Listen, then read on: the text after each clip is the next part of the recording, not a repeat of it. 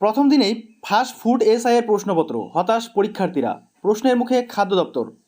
রাজ্যে নিয়োগ প্রক্রিয়ার দুর্নীতির বহর দেখে রীতিমতো আশাহত হয়ে পড়েছিল চাকরি প্রার্থীরা। এমন পরিস্থিতিতে আশার আলো জাগিয়েছিল খাদ্য দপ্তরের সাব ইন্সপেক্টর বা এসআইয়ের ফুড এক্সাম। সিট সংখ্যা কম হলেও কিছুটা বুকে বল পেয়েছিল এই রাজ্যের চাকরি সন্ধানী শিক্ষিত বেকার যুব সমাজ। তবে তাতেও লাগলো দুর্নীতির রং।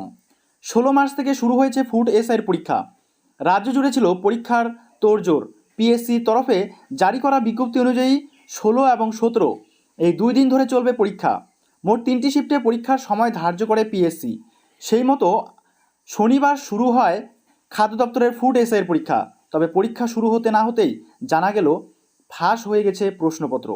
পরীক্ষা হল থেকে বেরিয়েই পরীক্ষার্থীরা অভিযোগ করলেন তাদের চোখের সামনেই দেদার চলল নকল। পরীক্ষার হলে মোবাইল নিয়ে ঢুকতেও বিশেষ বেগ পেতে হয়নি বলেও জানিয়েছেন কিছু পরীক্ষার্থী।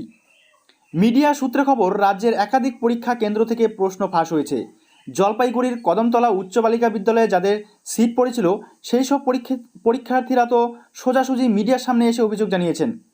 শনিবার প্রথম দফায় পরীক্ষা শেষে জনা কয়েক পরীক্ষার্থীরা বাইরে এসে মিডিয়ার সামনে বলেন তার রুমের অন্য পরীক্ষার্থী নিজের মোবাইল নিয়েই পরীক্ষার হলে ঢুকেছিল।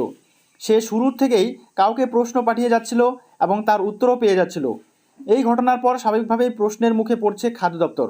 অন্যদিকে কান্নায় ভেঙে পড়ছে পরীক্ষার্থীদের একাংশ। উল্লেখ্য, চলতি বছর খাদ্য দপ্তরে ফুড এসআইয়ের পরীক্ষার জন্য প্রায় 13 লক্ষ পরীক্ষার্থী ফর্ম ফিল আপ করেছিলেন, যেখানে সিট সংখ্যা ছিল মাত্র 480। তবুও আশার আলো দেখেছিলেন অনেকেই।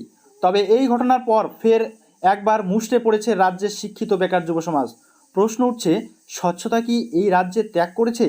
যোগ্যরা কি কখনোই ন্যায্য অধিকার পাবে না?